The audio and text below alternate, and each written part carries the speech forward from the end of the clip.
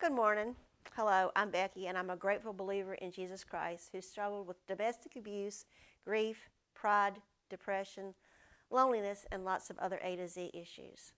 In 2019, my life began to spiral out of control. I met a man who seemed to be my Prince Charming. What looked good on the outside, I came to learn, was really rotten on the inside. He was an abusive alcoholic. My pride got in the way, and I didn't want to admit any mistakes. He was very controlling and needed my full attention. My world became smaller and smaller, and the mental and physical abuse kept increasing. I began to be physically ill from the situation, but I couldn't seem to find my way out.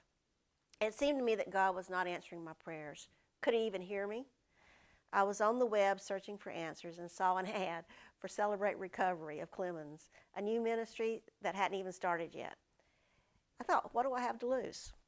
Psalms 40, 1 through 3. I waited patiently for the Lord. He inclined to me and heard my cry.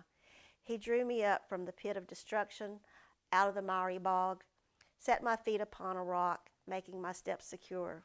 He put a new song in my mouth, a song of praise to God. Many will see and fear and put their trust in the Lord. The first night, September 11th, 2019, I struggled to walk through the door. I was so afraid I'd be looked down on. But I was greeted with such warmth, and in the first step study, I felt such love and acceptance. My questioning of God was not looked at with judgment. I knew I was wanted here. 2 Corinthians 5:17. Therefore, if anyone is in Christ, he is a new creation. The old has passed away. Behold, the new has come. January 15th, 2020 was the night I died. My boyfriend threatened to kill me and anyone I was associated with. He was going to make sure I didn't see the light of day. I called Pastor Ray and told him I was dead and wasn't coming to CR. He said, yes, you are. We will come and get you if need to, and we will protect you. That night at CR, Jesus sat with me and held my hand.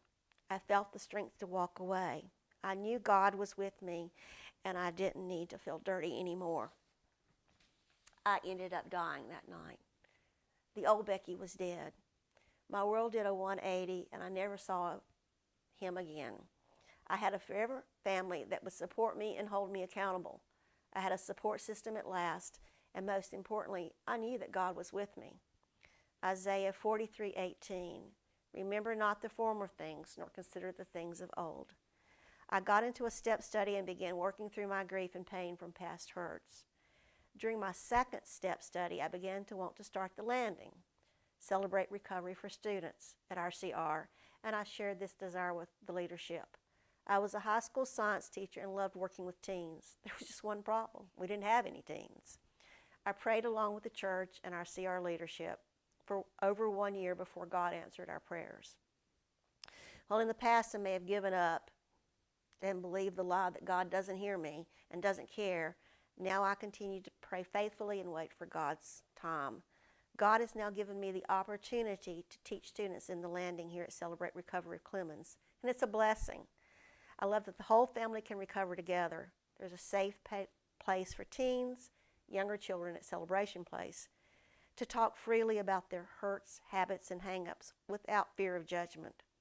At the landing forces me to open up and be honest and to walk the walk, because the kids will call you out if you don't. I'm learning as much as they are or more by researching the lessons and studying to teach. I'll be starting a step study again this fall because I need to be fit too. And I use so much of what I learned in the step studies with the teens at the landing. I need to be reminded of where I've come from and where I need to go. I need to continue to walk the walk of recovery. If you're new to Celebrate Recovery, I have just 2 words for you. Welcome home. Thank you for letting me share.